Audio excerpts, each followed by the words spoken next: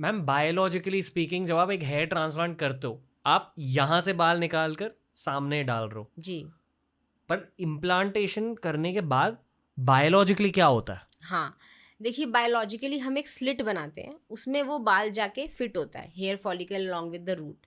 तो जब वो एकदम से वहाँ गया तो वो एक फॉरेन टिश्यू है, ठीक है। ऑटोलॉगस ट्रांसप्लांट है ये। ऑटोलॉगस यानी आप ही की बॉडी का एक एरिया से दूसरी जगह ट्रांसफ़र कर दिया गया। तो इसमें कोई बॉडी में कोई एडवर्स इम्यून रिएक्शन नहीं होगा कि वो उसको रिजेक्ट करे, ठीक है।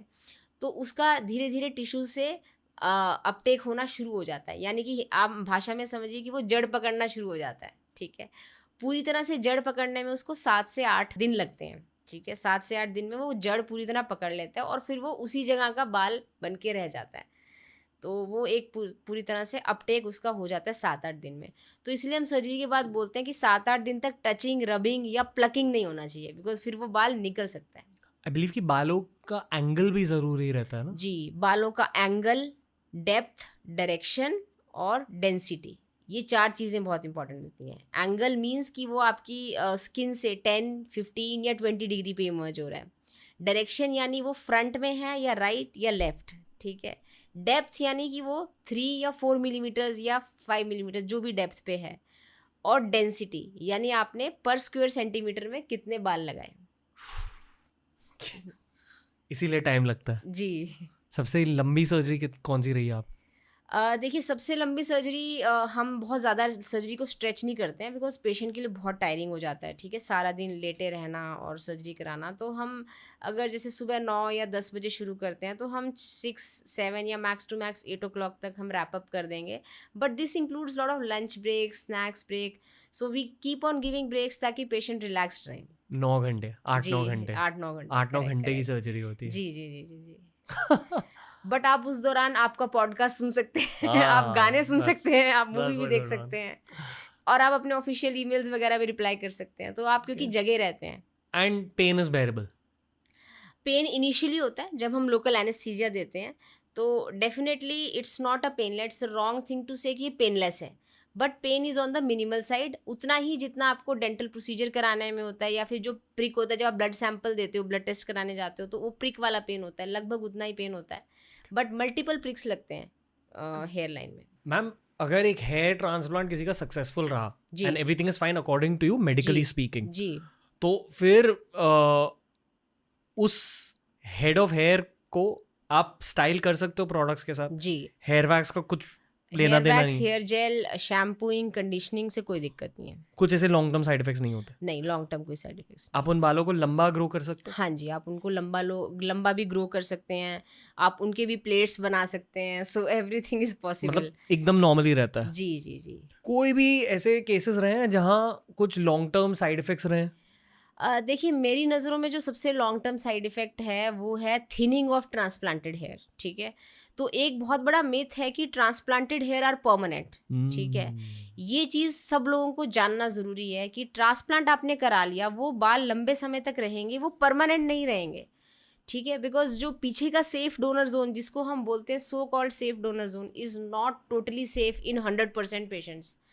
Some percent of patients will undergo age-related involution and miniaturization even in this donor area. यानी कि कुछ लोगों को समय के साथ जैसे जैसे समय बीतेगा, मेल पैटर्न बॉल्डनेस का जो मिनिएचराइजेशन का प्रोसेस है वो पीछे के बालों को भी अफेक्ट करेगा। उस वजह से ट्रांसप्लांटेड बालों की वॉल्यूम 10, 20, 30% तक कम हो सकती है, डेंसिटी कम हो सकती है।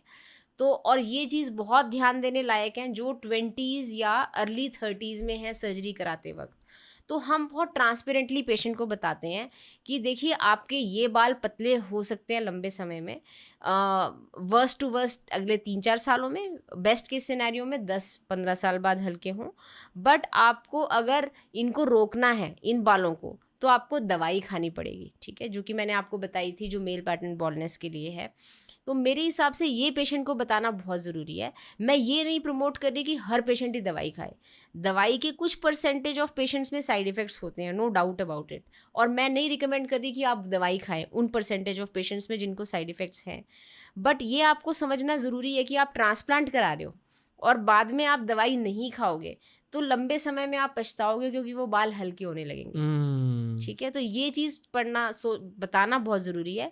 उसके बेसिस पे क्या है, काफ़ी पेशेंट्स अपना डिसीजन चेंज कर सकते हैं कि चलो ठीक है, अगर वो बाल भी चले जाएंगे तो फिर मुझे सर्जरी नहीं करानी, then it's well and good. But अगर उसके जानते हुए बावजूद वो सर्जरी कराते हैं तो इट्स अ इन्फॉर्म्ड कंसेंट, वो एक एथिकल तरीका है सर्जरी करने का, तो वो चीज़ बतानी बहुत ज़रूरी है। Okay.